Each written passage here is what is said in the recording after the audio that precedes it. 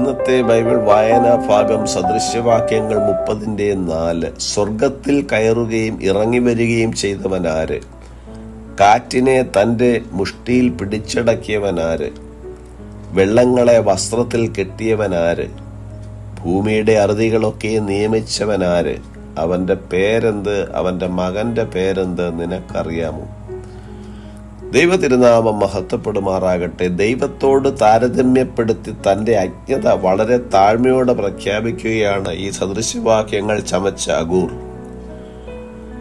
നമ്മുടെ ജ്ഞാനം പരിശുദ്ധനായ ദൈവത്തിൻ്റെ പരമാധികാര ജ്ഞാനത്തോട് ഒരിക്കലും അടുക്കുന്നില്ലെന്ന് അഗൂറിൻ്റെ വാക്യങ്ങൾ സൂചിപ്പിക്കുന്നു.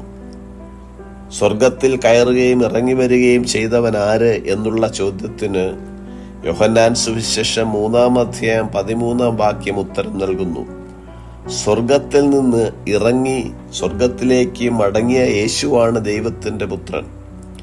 മത്തായി സുവിശേഷം 14 ശിഷ്യന്മാരുടെ അടുക്കിലേക്ക് കടലിന്മേൽ നടന്നു വന്ന യേശുവിനോട് വെള്ളത്തിന്മേൽ നിന്റെ അടുക്കൽ വരേണ്ടതിന് കൽപ്പിക്കണമെന്ന് പത്രോസ് പറയുന്നു. യേശുവിൻ്റെ അടുക്കലേക്ക് ചെല്ലുവാൻ വെള്ളത്തിന്മേൽ നടന്ന പത്രോസ് കാറ്റ് കണ്ട് പേടിച്ച് മുങ്ങിത്തുടങ്ങുമ്പോൾ രക്ഷയ്ക്കായി നിലവിളിക്കുന്നു. യേശു കൈനീട്ടി പത്രോസിനെ പിടിക്കുകയും തുടർന്ന് കാറ്റ് ശമിക്കുന്നതായി നാം വായിക്കുന്നു. കർത്താവ് ആകാശത്തെ മേഘം കൊണ്ട് മൂടുകയും ഭൂമിക്കായി മഴ ഒരുക്കുകയും ചെയ്യുന്നു എന്ന് സങ്കീർത്തനങ്ങൾ 147 നാം വായിക്കുന്നു. യോഹന്നാൻ സുവിശേഷം 1:3 സകലവും അവൻ മുഖാന്തരം ഉളവായി എന്നും ഉളവായതൊന്നും അവനെ കൂടാതെ ഉളവായതല്ല എന്നും എഴുതിയിരിക്കുന്നു. അതായത് ഭൂമിയുടെ അറുതികളൊക്കെ സൃഷ്ടിച്ചവൻ ദൈവമാണ്. സകലവും സൃഷ്ടിച്ചവനും സകലത്തിന്മേൽ പരമാധികാരമുള്ളവനുമാണ് യഹോവയായ ദൈവം.